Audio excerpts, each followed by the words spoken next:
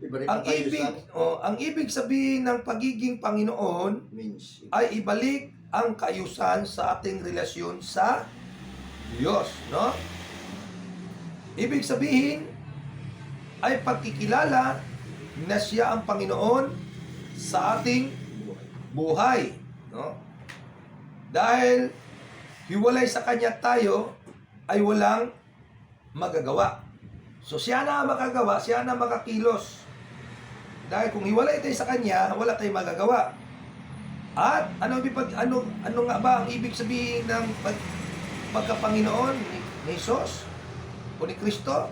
Naniwala tayo na siya ay may kapangyarihan, no? Na may kapangyarihan na pinapayagan ang lahat na mangyayari. Siya may kapangyarihan na pinakamataas. Ang pinakamataas na pag-una at pagwakas na autoridad sa ating buhay. So, siya ang pangsimula, siya ang pangwakas na mula natin tinanggap. So, siya na ay higit na makapangyarihan. Siya may the great authority in our life, no? Sabi dito, yung tinatawag na supernatural, no?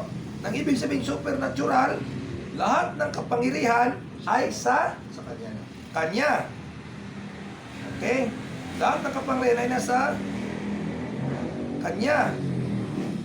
Ang Diyos, nang ibig sabihin Diyos, siya'y walang simula at wala ring katapusan, no?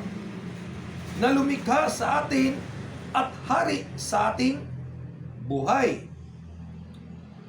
Isang bagay na kilalanin si Kristo bilang tagapagligtas. Okay. At isa pa ring bagay na kilalanin siya bilang may control sa lahat ng bagay, or He is the sovereign God. No? Siya may control sa lahat ng bagay. Siya ang katastaasan at isang supernatural na Diyos. Sinasabi sa Gawa chapter 2 verse 36 na si Jesus ay parehong Panginoon at Mesiyas na tagapagligtas. Sinasabi nito na sa atin na ginawa ng Diyos si Jesus bilang Panginoon at Kristo. Itinuro sa atin ng talata nito sa Gawa chapter 2 verse 36 na siya ay dumating hindi lamang upang iligtas tayo mula sa kasalanan ng kasamaan na ganap niyang ginawa. No, siya lang ang nakakatupad. Siya lang nakagawa lahat. Na hindi lamang na tayo iligtas, kundi pagkatapos natin siya tinanggap bilang ating tagapagligtas, dapat siya naman ay ating Panginoon. No? Na siya na ang may control at may hawak ng ating pong buhay. Si Jesus ang Mesiyas na pinadala, no? Upang iligtas tayo mula sa ating laman. So alam mo po natin na ang ating laman ay napakahina. Hindi natin kayang kontrolin ang ating laman. Marami tayong kahinaan sa babae, kahinaan sa droga, sa sugal, sa inom, yung mga mahalay. Pagsalitang mga laman, marami na dala yung mga mahalay, hindi natin kaya yan. Emosyon, init ng ulo, bugsog ng damdamin, ating makasalanang kalikasan, no? At ang ating panloob na pagdanasa sa kasalanan. So talagang hindi natin kaya, sabi ng Panginoon, ang espiritu ay nakahanda, ngunit mahina ang laman. Kaya yan dapat madaig na laging managumpay ang banal na espiritu sa buhay natin kaysa managumpay ang laman. Dahil pag nanagumpay ang laman, maaaring bagsak tayo. Kaya kailangan talaga hari siya sa buhay natin. Okay? Ngunit dumating siya para sa isang bagay na mas personal. Kaya pumunta siya ito personal para lubos niyang unawaan. at maintindihan yung kalagayan ng tao. Kaya siya nagkatawang tao dahil tao ang kanyang iligtas. At may pagnanais na mapalapit sa tao.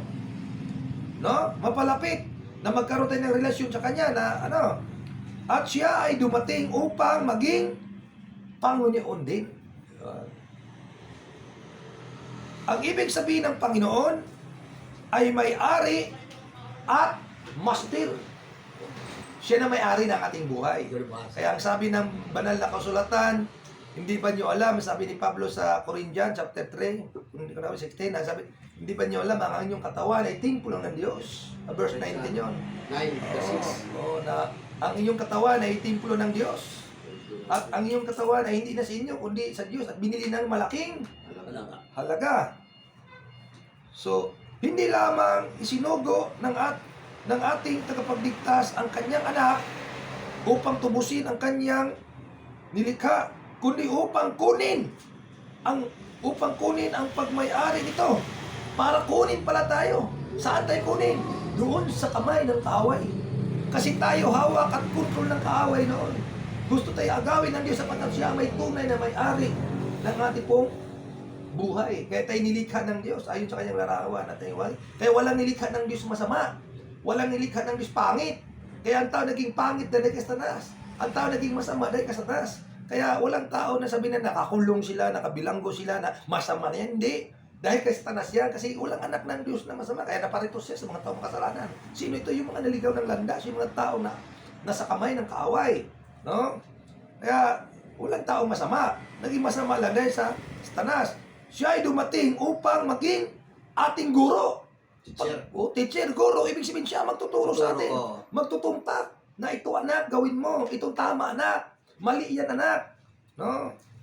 At Panginoon sa lahat ng aspeto ng ating buhay. So napakahalaga, no? Maging Panginoon ng aspeto, ano yung kabuhuan na sa lahat ng ating buong pagkatao. So, purihin po ang Diyos, no? At talagang napakabuti ang Diyos.